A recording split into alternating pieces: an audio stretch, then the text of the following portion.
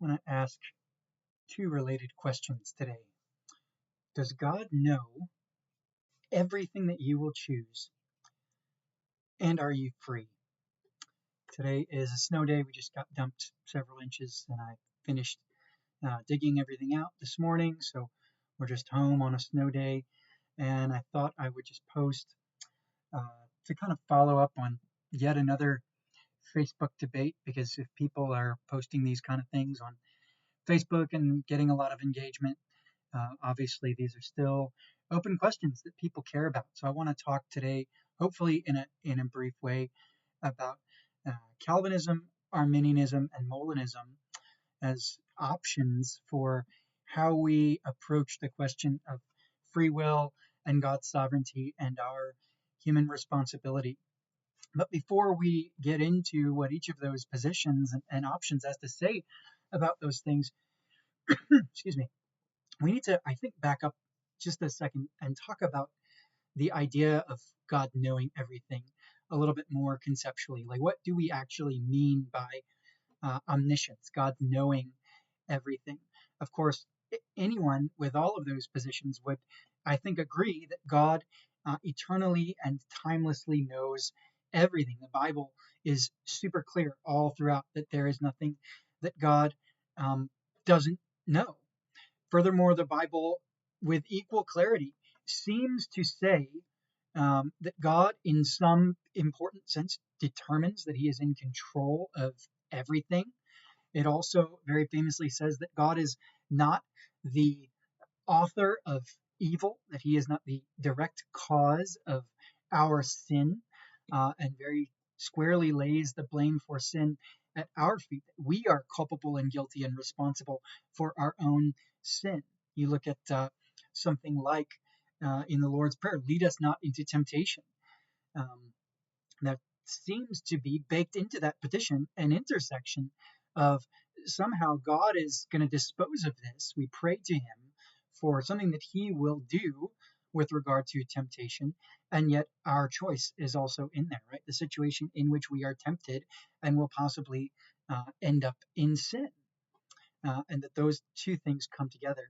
And the question is, how do you take that disparate biblical data and make the best systematic sense of it all together when you consider it at the same time? So we really have to ask, again, with omniscience, what do you mean by that? Well, we mean that God knows everything, past, present, and future. And there again, you have to ask, well, what do you mean by that? Right?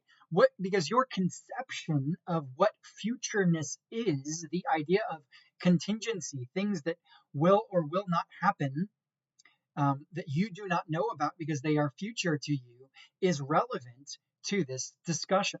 So theologians, when they talk about the knowledge of God, they will frequently divide God's knowledge into two parts, not because it is divisible, but we're just conceiving of it as belonging to different buckets. And they'll divide God's knowledge into free knowledge and necessary knowledge. And we're sort of philosophically talking about modal necessity here, right?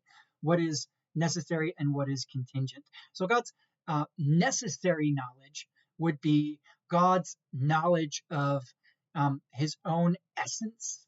It is God's knowledge of things internal to himself. It is God's knowledge of whatever follows from his own essence. So this would be things like the laws of logic, mathematical truths would go in here. Sorry, William Lane Craig, we don't need to be Christian Platonists to argue that things like numbers are in some sense real. They are just divine concepts. They go in the mind of God, and they are part of God's necessary knowledge of himself. Necessary knowledge includes all possibilities insofar as they are not yet actual. God knows all of these things by his own necessary knowledge of himself. And that includes whatever could be. Now, in the other bucket, God's free knowledge, we are including whatever is external to God. It is not essential. It is not of the divine essence. So here we're talking about things that are not ontologically necessary. That's just anything that is not God himself. So into this very enormous bucket of free knowledge, we are putting all of creation and all of history. And Reformed theologians would also put the divine decree in this bucket of things that God freely knows. Could have been different. It is whatever he actualizes. So Turretin, for example, in book 1 or volume 1, topic 3, question 13, talks about this distinction between free knowledge and necessary knowledge. And he says that it is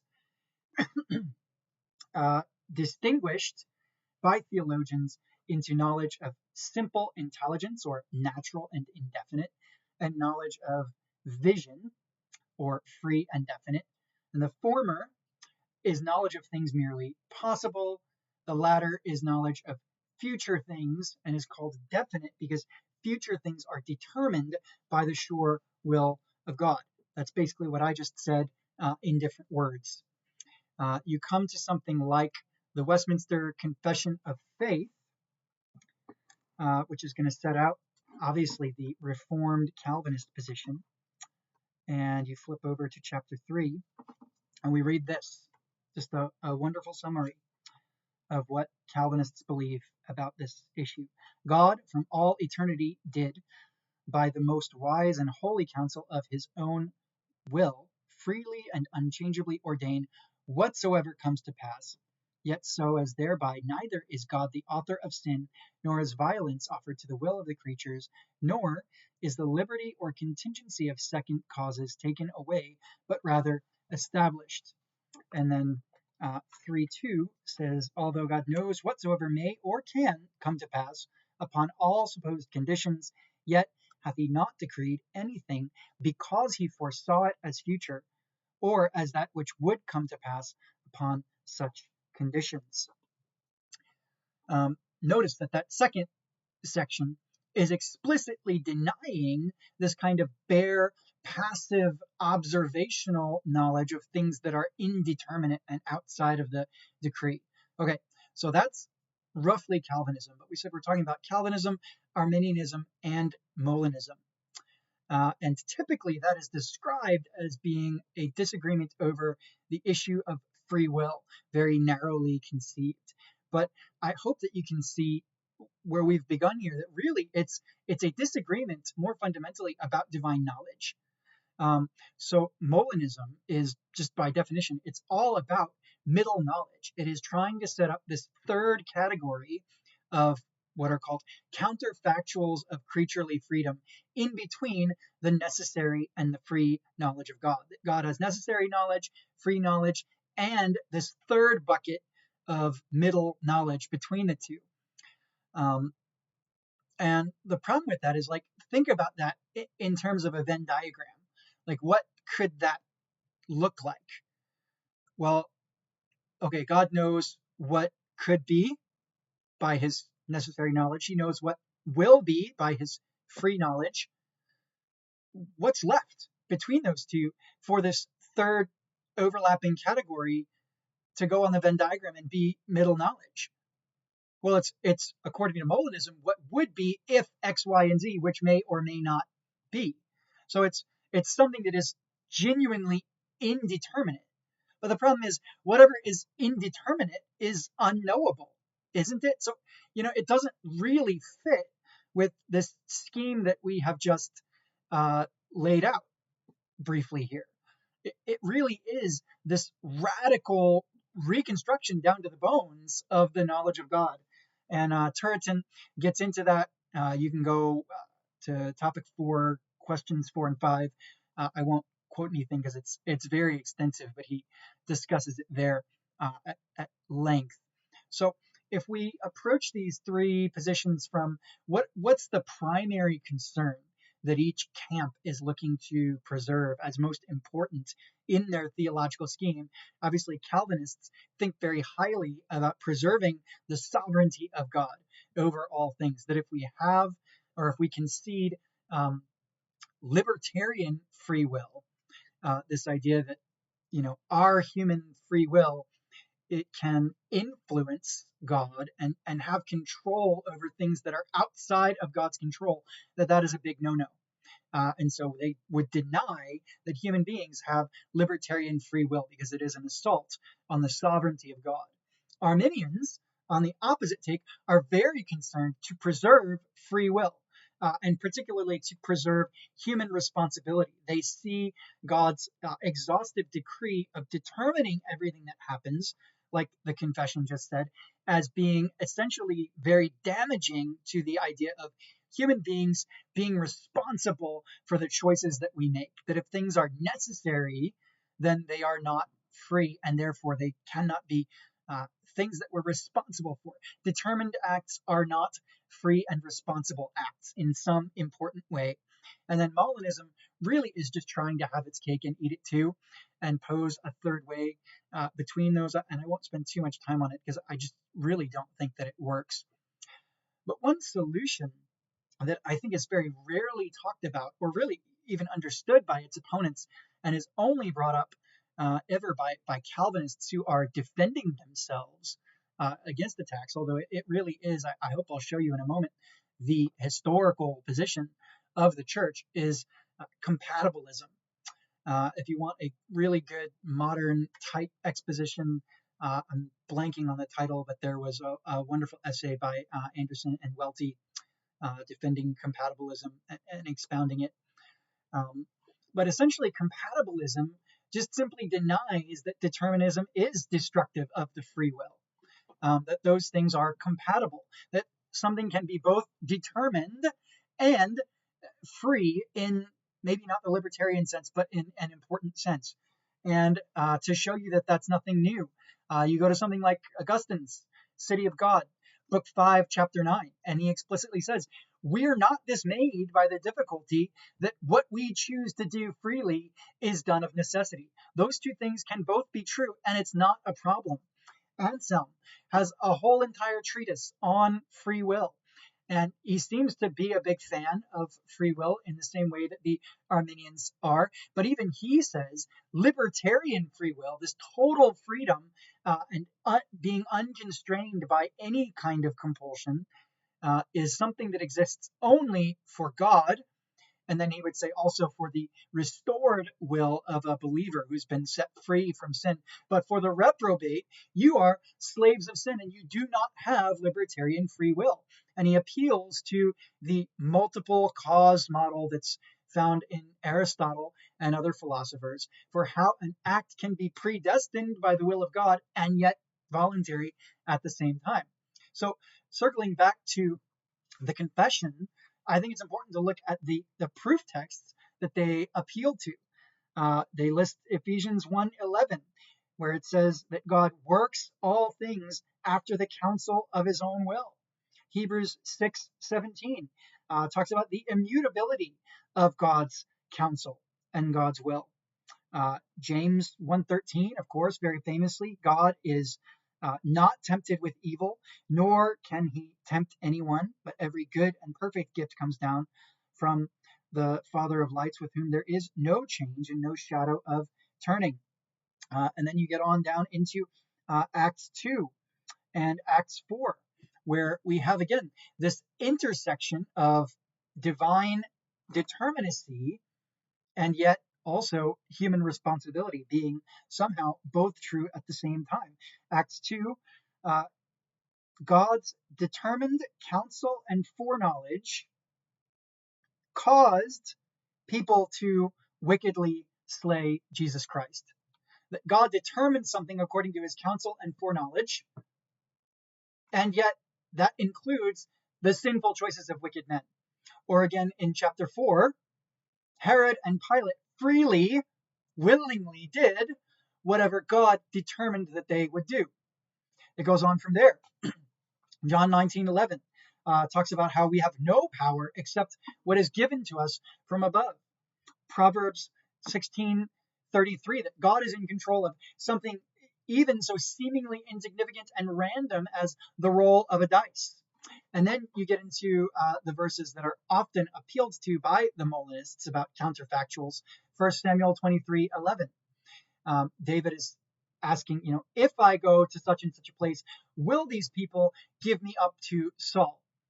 And God says, yes, they would give you up if you went there, so don't go there. Or Matthew 11:21, that if these mighty signs were done in uh, these other cities, what are you, Chorazin and Bethsaida? For if the mighty works that were done in you were done in Sodom and Gomorrah, they would have repented uh, in sackcloth and ashes. So God obviously knows hypotheticals, and yet the Westminster divines are using these to reinforce not middle knowledge, but their own Calvinism. They don't see a conflict here.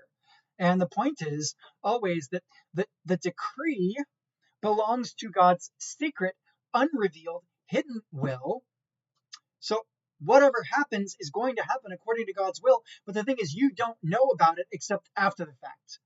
You don't know about it in advance the way that God does. You don't have the same foreknowledge that God does. And therefore, we act on the knowledge that we do have. And therefore, we pray, we evangelize, and so forth, because God knows, we don't. God knows counterfactuals. God knows hypotheticals. We do not. And so we cast ourselves on his sovereign, determined, controlling mercy. Going again, just very briefly, to Aristotle's four causes. Aristotle famously divides causality up into four, and I'm going to mess them up. There's the material, the final, the efficient, and the material, final, efficient, and formal cause. And he basically says agents are responsible, just period.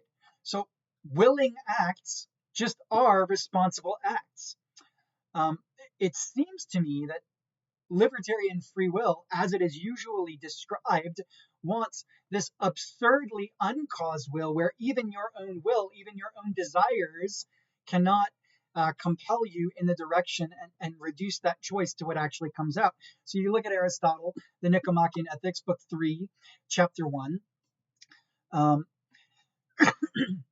how a person can be ignorant of exactly how his choice is determined on some other level, and that determined choice is still free because he does not understand the way in which it is determined, and therefore it is not compelled. It really is free in an important sense, that it is only involuntary when you, as the agent, the person making the choice, contribute nothing in your will and your passions to the equation.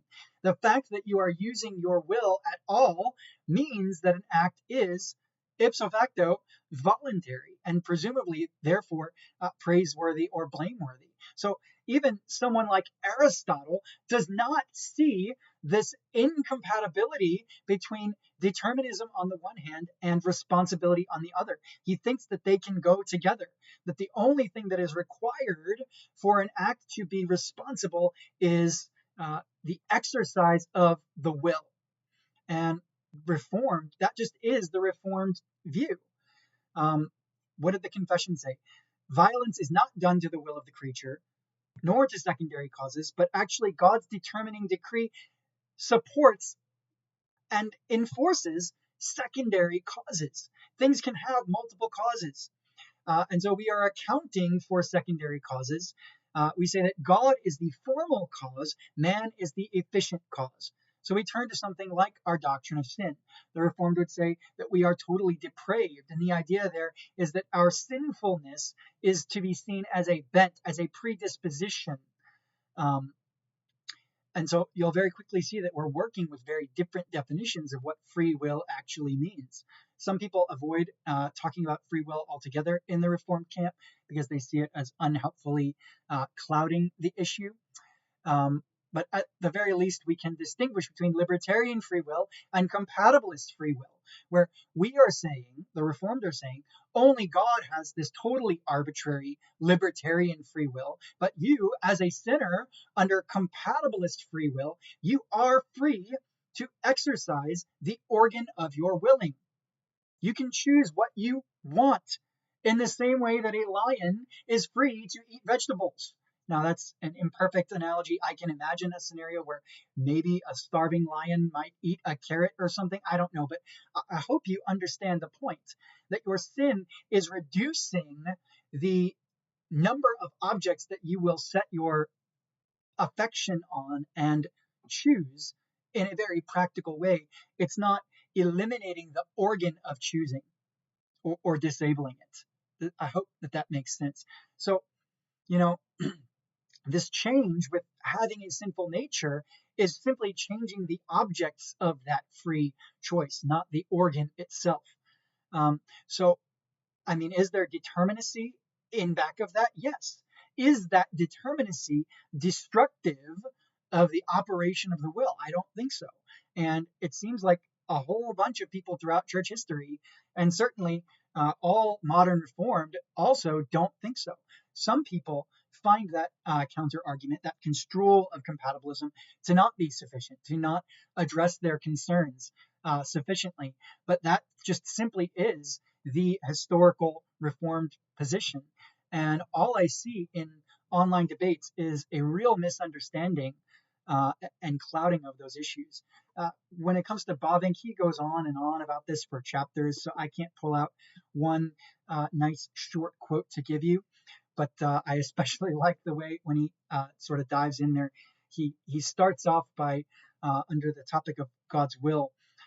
He starts off with pages and pages of just Bible quotes where he talks about God's total freedom. God is not accountable to anybody. No one can ask God, say to him, what are you doing? Why did you make me like this? And then later on, he says, everybody affirms God's sovereignty over most things. And we only really start to get bent out of shape the moment we extend that sovereignty into the sphere of ethics and the moral world. And I think that that's an absolutely insightful and basically correct on Bavinck's part.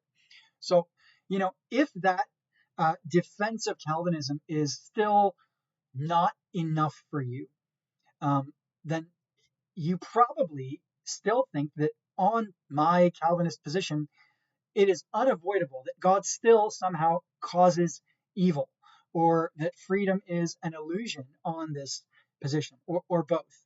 I deny those entailments. I deny that. But I understand that that is exactly where the hangup is. Well, let's flip the tables a little bit and look at some of the remaining problems on the alternative that I think also don't get raised enough. Okay, so God knows undetermined future things by an act of vision, right? He's seen this movie before. That is the Arminian position. God looks into the future and he knows what will happen, but not because he's determined it. He just sees what will happen by an act of vision. But he does not cause it. Okay. Well, and the whole point here is that things could genuinely have been otherwise. Okay. On this position, Arminians, tell me, how can God meaningfully answer prayer? If I'm praying for God to change my heart, and it's up to me to change my heart, and I have the free will to sin or not sin, to choose God or reject him, to do, if I have libertarian free will, how can I pray that prayer? How can I pray, God, lead me not into temptation? How can God respond to that prayer if he's not in control of the future? If the future really is determined by my libertarian free choices? That seems like a really big problem for me, and I haven't heard a plausible solution to that rather thorny issue. How can God guarantee the fulfillment of prophecy if he's not in control of the future? Further, you go back into theology proper. How can God be immutable, unchangeable? How can God be truly ase, independent? How can God be impassible, not acted on by anything outside of his own self? If you take this down to what I see as its inevitable philosophical conclusion, you are going to end up in open theism. I know that most of my Arminian friends would not want to go that far. They would say that there's a break somewhere along the path, but I just don't see it. I see Arminianism as simply relocating the determinacy.